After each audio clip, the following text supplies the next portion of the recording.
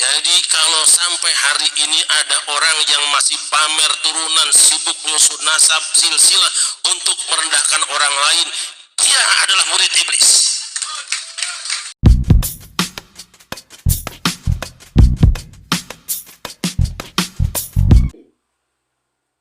Allah Subhanahu wa ta'ala mengumumkan, inni khaliqum basyaram min salsalim min hama'im masnun wa idza sawaituhu wa nafakhtu fihi min ruhi faq'u lahu sajidin. Malaikat, aku akan menciptakan makhluk baru dari tanah. Nanti kalau aku sudah selesaikan fisiknya dan sudah kupasangkan ruh padanya, kamu semua sujud menghormati dia. Seluruh malaikat sujud, illa iblis, kecuali iblis. Allah tanya, ma man'aka alla tasjuda idh amartuk. Wahai iblis, iblis ini ibe juga, imam besar jin.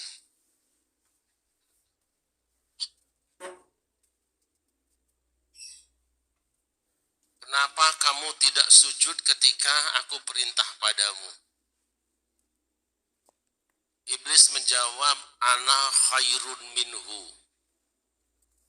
Sebab saya lebih baik dari dia. Lebih baik dari mana? Khalaqtani min narin wa khalaqtahu min tin.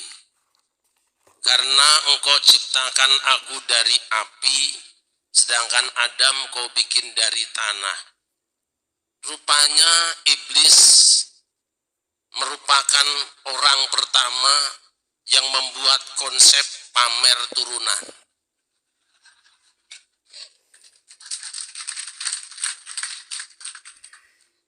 Aku kan silsilahnya bin api, sedangkan Adam bin tanah.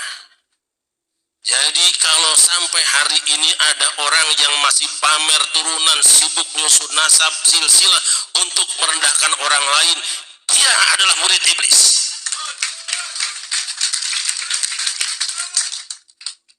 Jelas sama jelas?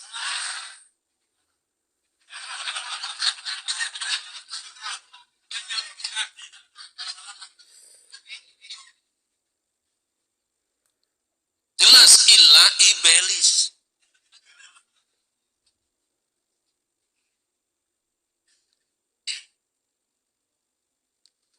Terus apa tindakan Allah? Allah tidak mau panjang-panjang. Fakhruj minha fa innaka rajim. Keluar siati dia. Ini udah jelas belum? Tinggal di surga bareng-bareng dengan Adam, bareng-bareng dengan malaikat, tinggal di surga, tapi dia merasa lebih hebat dari yang lain. Hanya satu pilihannya, keluar, jangan ada di tempat yang subur ini.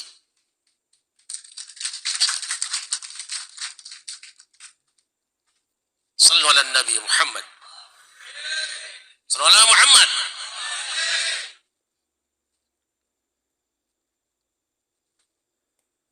Jadi kalau besok Indonesia ini, kata Syekh Ali Tontowi, Al-Jannah. Dalam buku yang namanya Fi Indonesia, dia mengatakan, Yaumun fil jannah, satu hari dalam surga. Yang kau maksudkan dengan surga bukan surga di akhirat, karena untuk masuk ke dalamnya harus ada amal yang baiknya. Yang kau maksudkan dengan surga adalah bukan Swaisira, surga di dunia bukan Yaman, surga dunia bukan Sabah, surga dunia bukan Swaisira, surga dunia adalah Indonesia. Allah Maha Pengasih Penyayang.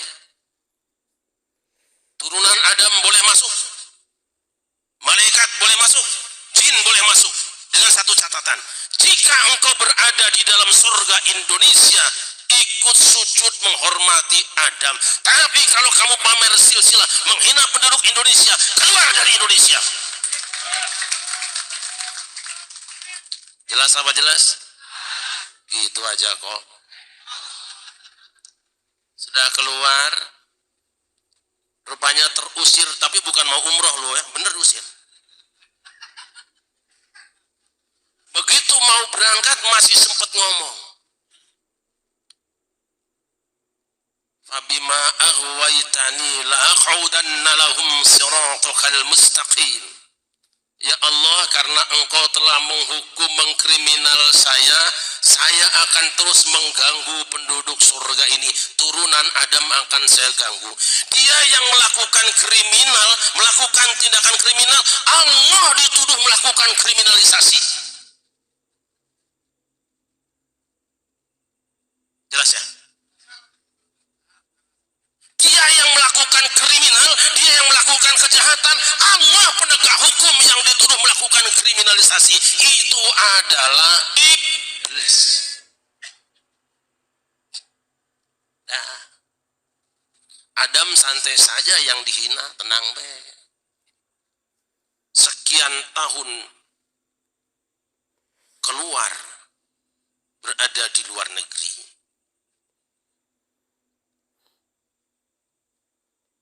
Pulang. Anehnya iblis bisa masuk ke dalam surga. Kenapa? Ada yang mengatakan bahwa iblis masuk surga itu karena ada kendaraannya ular. Rupanya kelompok ini bisa masuk istana karena ada kendaraan politik yang menampung dia. Maka saya bilang, NU punya politik, awas. Muhammadiyah punya politik, awas. Partai politik mana saja yang kemasukan kelompok ini, jangan didukung.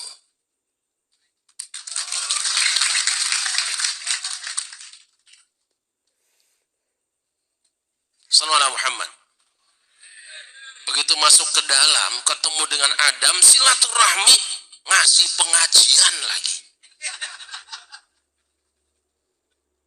Adam merasa karena dia tamatan luar negeri, sudah pulang dari luar negeri, dianggapnya lebih pintar. Padahal Adam jelas sanad ilmunya langsung dari Allah. Dia benar ilmunya, kok malah ngaji yang gak jelas ilmunya.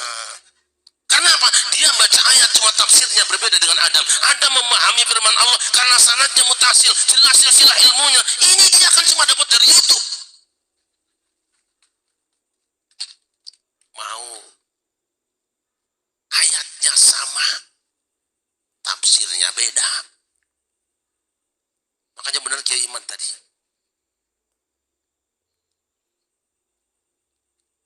Kudu jelas gurunya.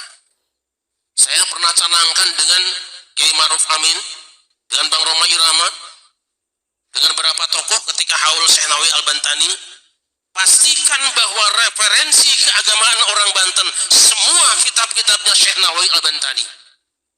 Kami juga pernah rapat dengan Bupati Serang, Bu Ratu, sudah kita rapatkan bahwa kita akan jadikan kitab-kitab Syekh Nawawi Al-Bantani sebagai rujukan bagi orang Islam yang berada di Serang dan sekitarnya. Walaupun sampai sekarang belum selesai, saya tidak tahu apa urusannya. Apa sulitnya? Karena pengajian cuma satu pengajian tapi meyakinkan. Adam tertipu, jatuh. Jangan ngundang pengajian model-model dia. Walaupun judulnya ayatnya sama, kitab sunnahnya sama, tapi kepentingannya berbeda. Apa kepentingannya? Kepentingan iblis adalah menjatuhkan Adam dari kemuliaan, merebut kekuasaan, menggulingkan kekuasaan. Itu pengajiannya iblis. Di mana-mana cuma ganggu kekuasaan yang sah.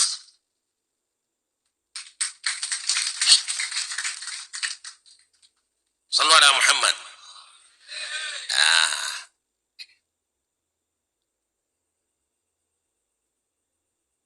Beres. Adam jatuh dalam krisis, dalam kehinaan. Ada pertanyaan sekarang.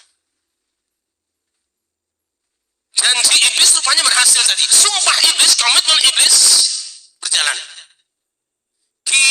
kanan, depan, belakang, semua akan kami datangi, akan kami didik gembleng umat manusia. Wala tajidu aktsarahum syakirin. Tidak banyak orang yang bersyukur. Sampailah kepada Bani Israel, NKRI, Negara Kesatuan Rakyat Israel. Mereka karena berpecah belah dari berbagai macam suku, gara-gara berpecah belah kemudian mereka dijajah oleh Jalut dan pasukannya. Mereka minta kepada Dewan Syuranya supaya diangkat seorang pemimpin. Begitu diangkat seorang pemimpin, protes. Innallaha qad ba'atsalakum Talut mereka. Sungguhnya Allah telah mengangkat di atas kamu untuk kamu semua Talut sebagai raja, sebagai pemimpin kamu. Protes. Kenapa? Selama ini kalau ada pemimpin dan nabi dari dua suku di antara 12 Israel, yaitu Bani Yahudi dan Bani Lawi. Lu tafsir toh? Jadi Yahudi itu ada dua kelompok suku yang selama ini pamer karena selalu dipilih oleh Allah Subhanahu wa taala. Kalau nabi atau raja pasti dari Yahudi atau Bani Lawi. Kalau bahasa Yamannya Lawi.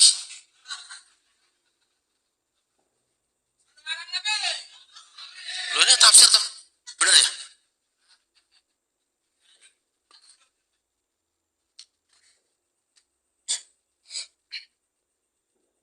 Begitu diangkat Talut menjadi panglima, mereka demo, marah mereka. Anna yakunuhu Allahul mulku alina wa nahnu haqqu bil mulki minhu wa lam yu'ta sa'atan minal mal. Bagaimana Allah angkat seorang pemimpin bagi kami adalah si Talut. Dia bukan Bani Yahudi, dia bukan Bani, dan dia adalah orang miskin. Rupanya tidak boleh jadi ketua organisasi, jadi ada majelis apapun ketuanya kudu dia. Main hadrah juga yang keringetan orang lokalnya, yang nyanyi dia, amplopnya buat dia, itu dia. Makanya hari ini bukan saya anti hadrah, hadrah sudah hebat semua di sini. Kita tampilkan musik klasik apa asli Indonesia hari ini.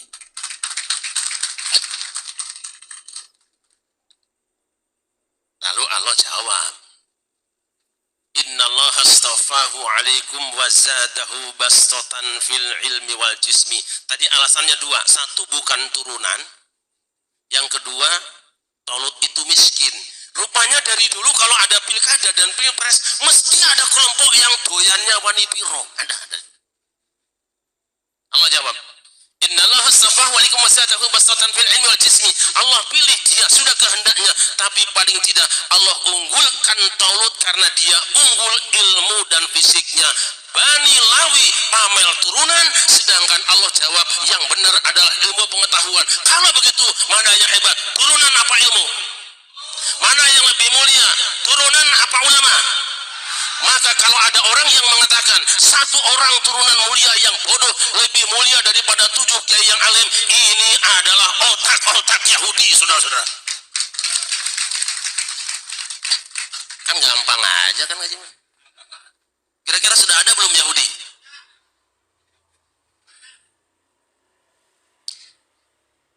Sallallahu alaihi Muhammad. Nah, kita balik lagi supaya singkat. Adam turun ke bumi, terus punya anak kan. Qabil lahir dengan Ikrimah, Habil dengan Labudha, suruh kawin silang. Ini urusan kawin juga ribet si Qabil nih. Dia nggak mau, katanya nggak sekufu.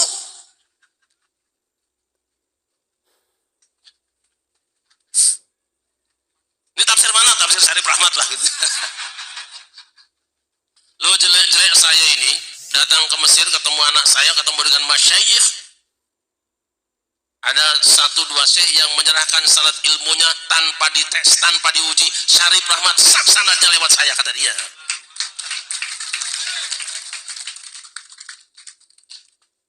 Urusan kawin saja ada yang ribet.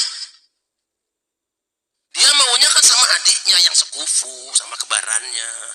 Jadi konsep yang meributkan soal tidak boleh kawin, merasa lebih mulia daripada yang lain, lebih senior daripada yang lain, ini adalah konsep Qabil. Nanti kalau kita baca silsilah Imam Syafi'i, salah satu keterangan mengatakan bahwa Imam Syafi'i itu ibunya adalah seorang yang bahasa sekarang syarifah, tapi ayahnya bukan. Sadar nggak ketika kita mengatakan haram seorang syarifah kawin dengan yang bukan sayyid, bukan habib, berarti kita sudah menganggap Imam Syafi'i telah berzina orang tuanya. Saya punya bukunya itu. Siapa yang kawin dengan yang bukan sayyid, bukan habib, maka dia sama dengan berzina. Wallahi, wallahi, ini adalah fatwa sebagiannya pesanan dari Londo, saudara-saudara. Dah segitu aja, nggak usah banyak-banyaknya.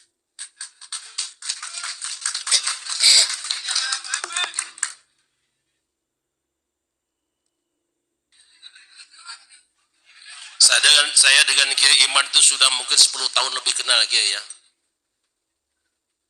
Allah takdirkan pada tanggal 20 Januari pas hari lahir saya, beliau ke sini bareng dengan Kanjeng Raden Tumenggung Wirahadiningrat.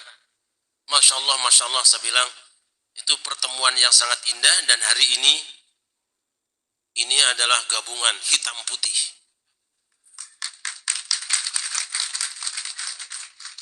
Kita doakan beliau sehat, panjang umur, dan pada suka wajib ikut menjaga beliau. Siap? Saya sering katakan, dan pada Nusantara Bermunajat yang keempat di Bandung kemarin, yang dihadiri oleh ribuan orang dari beberapa daerah, saya bilang, kita terima orang Cina asal jangan menghina. Kita sambut orang Arab asal beradab. Kita sambut orang Japan asal sopan. Silahkan masuk orang Eropa asal tidak sumpah serapah.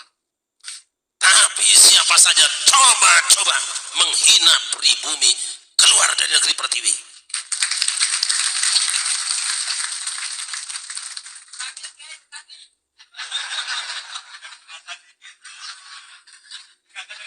Tidak kedengaran. Kita terima orang Cina asal tidak menghina. Kita sambut orang Arab asal tetap beradab. Kita terima orang Japan asal sopan. Kita terima orang Eropa asal tidak mengembangkan sumpah serapah. Tapi siapa saja coba-coba menyakiti dan merendahkan pribumi, keluar dari negeri pertiwi.